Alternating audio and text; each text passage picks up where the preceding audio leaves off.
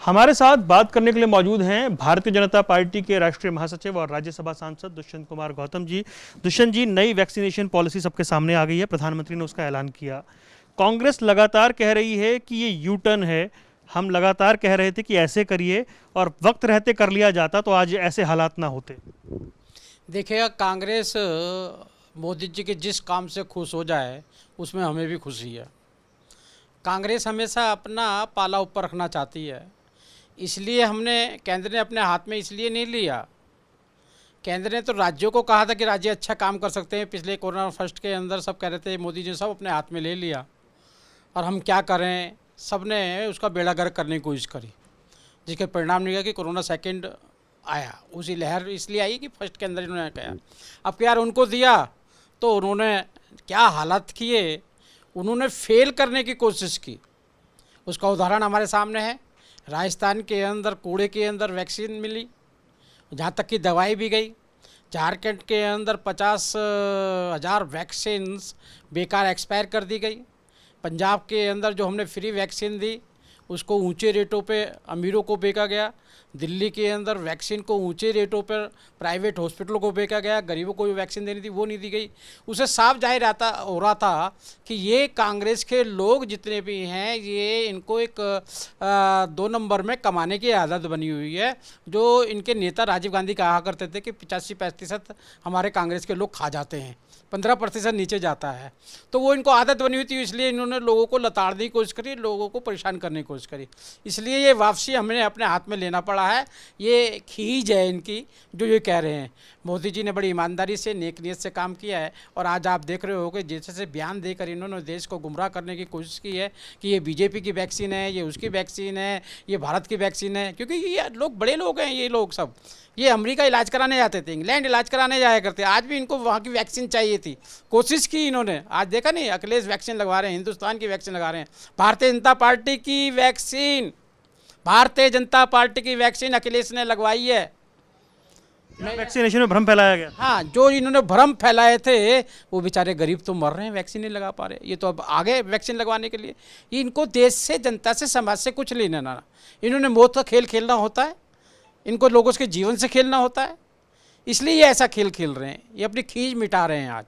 आज मजबूर है पूरा संसार, जब मोदी की तरफ देख रहा है तो इनको भी मजबूत होना पड़ रहा है। और मैं मानता हूँ कि जब देश पे ऐसी आपदा हो तो उस समय देश के साथ खड़ा होना चाहिए, जनता के साथ खड़ा होना चाहिए, समाज के साथ खड़ा होना चाहिए। सर, एक सवाल ये है कि बीजेपी आलाकमान ऐसा लग रहा है आने वाले चुनाव को लेकर एक्शन मोड में। आपकी लगातार बैठकें हो रही हैं, प्रभारियों की, महामंत्रियों की, क्या कुछ तैयारी चल रही है सर आने वाले चुनाव को लेकर? देखिए, भारतीय जनता पार्टी एक राजनीतिक दल है और राजनीतिक दल का चुनाव लड़ना एक कर्तव्य है और उसके लिए हमेशा तैयार भी रहना चाहिए और हमेशा हम तैयार भी रहते हैं। हमारे अंदर और पार्टियों में ये फ़र्क होता है, जिसको आप तैयारी कह रहे हैं, हम ये नहीं है। हम हर साल 12 मास 24 घंटे 7 दिन तैयार रहते हैं और वो होती है हमारी सेवा। सेवा ही संगठन के माध्यम से लोगों के बीच में रहते हैं। हम देश को उन्नत देखना चाहते हैं, हम देश की जनता को उन्नत देखना चाहते हैं। सारी सुविधा उनको मिले, उसलिए संघर्ष करते रहते हैं। हम कभी स्पेशल चुनाव के लिए, हाँ, वोटर लिस्ट चेक करना है, कार्यकर्ताओं से मिलना है, कार्यकर्ताओं को एक्टिव करना है, अपनी योजना को वहाँ पहुँचाना है, ये सब में थोड़ी गति आती है। लेकिन और लोगों की तरह नहीं है कि जो अब 4 महीने के अंदर 2 साल हो गए कोरोना को चलते हुए, आज दिखाई दे रहे हैं सेवा करने की कोशिश कर रहे हैं। और जब करने के कोरोना डाउन जा रहा है, आज वो 100 मीटर बांटने की कोशिश करते हैं। आज वो मास्क, अरे अब तो कोई ज़रूरत ही नहीं है, आपको प्रेरित करना चाहिए था, लेकिन वो प्रेरित इन्होंने नहीं किया और बैक किया, लोगों को गुमराह किया लोगों को। और आज मैं तो कहूँगा ये कांग्रेसी और सारे विपक्षी नेताओं को जनता से कहना चाहिए, भाई हमने जो पहले बयान दिए थे सारे हम वापसी लेते हैं, आप वैक्सीन लगवाइए और अपने आप को बचाइए। सर, एक सवाल पंजाब को लेकर है। आप पंजाब का प्रभार संभाल रहे हैं। अनिल जोशी पूर्व कैबिनेट मंत्री रहे हैं, वो कह रहे हैं कि हमारा स्टैंड क्लियर नहीं है किसान आंदोलन पर और इसको लेकर नुकसान हो जाएगा आने वाले चुनाव में। देखिएगा, ये हमारे यहाँ लोकतंत्र है, हर कार्यकर्ताओं को अपनी बात कहने का हक है। हमारे कोई परिवार बात तो है नहीं। आपने देखा होगा केजरीवाल के अगेंस्ट कोई नहीं बोल सकता है ना जी, राहुल गांधी के अगेंस्ट कोई नहीं बोल सकता, अखिलेश के अगेंस्ट कोई नहीं बोल सकता। उनके यहाँ परिवारवाद है और एक दबाववाद है। हमारे यहाँ हर आदमी अपने विचारों को उन्मुक्त तरीके से रख सकता है। अनिल जी ने जो बात की है उनकी अपनी पीड़ा है, तकलीफ़ है और पार्टी भी महसूस करती है वे यही किसान आंदोलन का हल निकलना चाहिए। उन्होंने ओपन कर रखा है पार्टी ने, देश के प्रधानमंत्री ने इनवाइट कर रखा है उनको, कृषि मंत्री 11 बार बैठक कर चुके हैं। तो ये नहीं कि हम चिंतित नहीं, हम भी चिंतित हैं, अनिल जोशी भी चिंतित हैं। तो हम दोनों मिलकर, सभी मिलकर किसानों को मुख्य धारा में लाने की कोशिश करेंगे। सर, आखिरी सवाल, आपने पंजाब में दलित सीएम की बात की है, तो बाकी पार्टियों में भी दलितों को और ज़्यादा रिप्रेजेंटेशन देने की चर्चा शुरू हो गई है पंजाब में। देखिएगा, हमने अनुसूचित जाति का मुख्यमंत्री हो, ये हमने एक सहभागिता के तौर पर हर वर्ग को बराबर का मौका मिलना चाहिए। और आप देख रहे हो कि भारतीय जनता पार्टी जब से शासन में आई है, राष्ट्रपति दलित है, प्रधानमंत्री ओबीसी का है।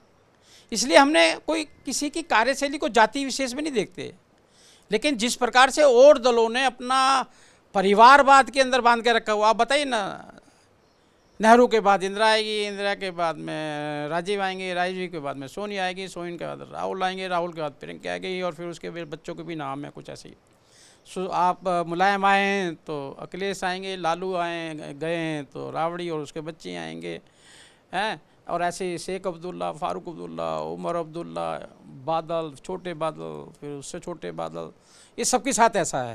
लेकिन भारतीय जनता पार्टी के साथ ऐसा नहीं है। भारतीय जनता पार्टी सब समाज की पार्टी है, देश के सब लोग उसमें भागीदारी कर सकते हैं, सभी लोग कुछ भी बन सकते हैं। ये सब अपनी ज़मीन ढूंढ रहे हैं कि हमारे राजा महाराजा डॉक्टर अम्बेडकर जी ने राजा महाराजा पद्धति ख़त्म की थी, संविधान को प्रमुख बनाया था, लेकिन इन्होंने अपने अपने रास्ते निकाल लिए उसके अंदर। लेकिन भारतीय जनता पार्टी और सब समाज को सम्मान देने के लिए, भागीदारी देने के लिए तैयार है, और दो दल हमको देख के नाटक और ड्रामेबाजी कर रहे हैं। बहुत बहुत धन्यवाद सर, तमाम विषयों पर चर्चा करने के लिए। तो ये थे हमारे साथ राज्यसभा सांसद, भारतीय जनता पार्टी के वरिष्ठ नेता दुष्यंत कुमार गौतम, जो तमाम विषयों पर अपनी प्रतिक्रिया दे रहे थे। कैमरामैन आदित्य पांडे के साथ वरुण गोयल, MH1 प्राइम, दिल्ली।